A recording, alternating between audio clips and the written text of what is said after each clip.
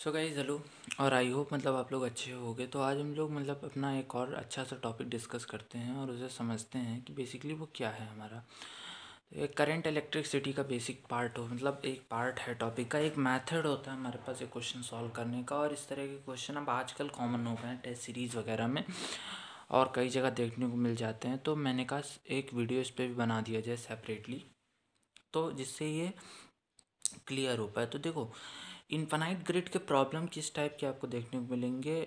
Originally इस तरह का प्रॉब्लम आपको एरोडोव में देखने को मिलेगा और एक इसका लेटेस्ट वर्जन जो अभी मैं बताऊंगा टेस्ट सीरीज़ में भी आजकल पूछा जा रहा है। सो एक सेकेंड, टेस्ट सीरीज़ वगैरह में भी पूछा जा रहा है। तो बेसिकली ये प्रॉब्लम क्या होती है और इससे कैसे हम डील कर सकते हैं, इसको हमें देखना है। तो देखो, ये प्रॉब्लम क्या होती है, आई होप मैं आपको समझा पाऊँ।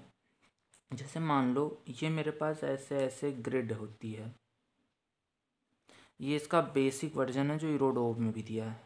और मान लो लेट से मैं मान लूँ ये पॉइंट ए है, ये पॉइंट बी है। ये सारी जो चीज़ें हैं इनफाइनाइट हैं, इनफाइनाइट। ये इधर वाली लाइन भी इनफाइनाइट है, सब चारों तरफ की लाइंस जो हैं वो इन्फिनिटी तक जा रही हैं।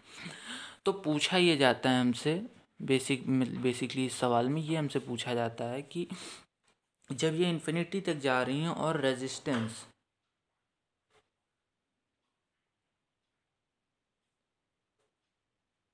Between A and B is what.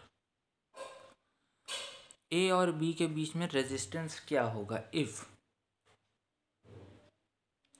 Each side has a resistance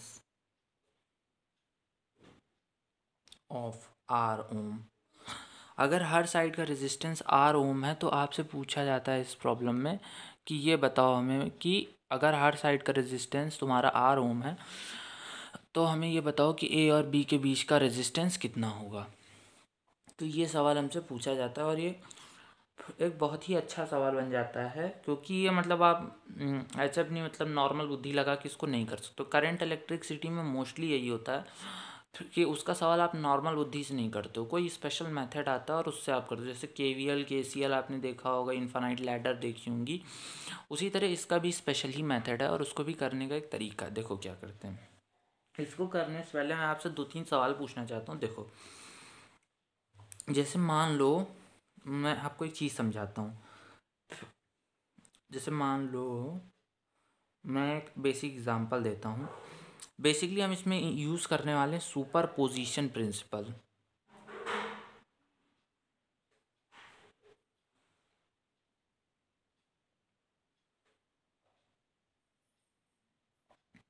अब सुपर पोजिशन प्रिंसिपल ऐसे समझो, जैसे मान लो ये मेरी एक पाइप थी।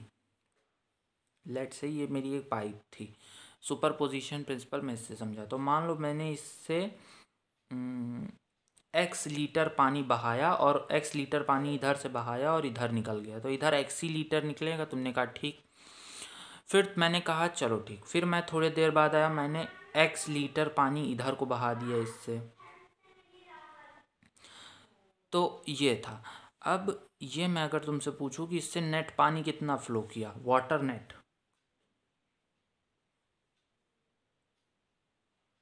तो तुम कहोगे ज़ीरो।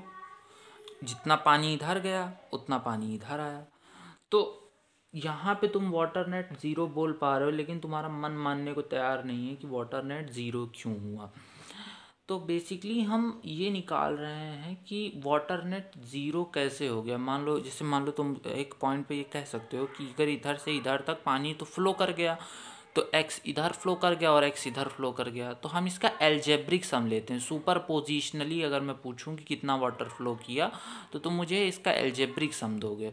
तो अगर एक्स लीटर उधर को फ्लो किया और वाई लीटर इधर को फ्लो किया, तो एल्जेब्रिक सम उल्टा ज़ीरो हो जाएगा वेक्टर्स की तरह। समझ रहे हो बात को। नॉर्मल सम नहीं है कि आप 2 किलो आलू 3 किलो आलू में जोड़ रहे हो, वो सम हम नहीं कर रहे हैं, हम सुपर पोजिशनल सम कर रहे हैं। तो सुपर पोजिशनल सम में हरदम अपोजिट डायरेक्शन में जाने वाली चीज़ें कैंसिल हो जाती हैं। और अगर सेम डायरेक्शन में 4 चीज़ें आ गई, जैसे मान लो ये एक पॉइंट होता है, इसमें एक एक्स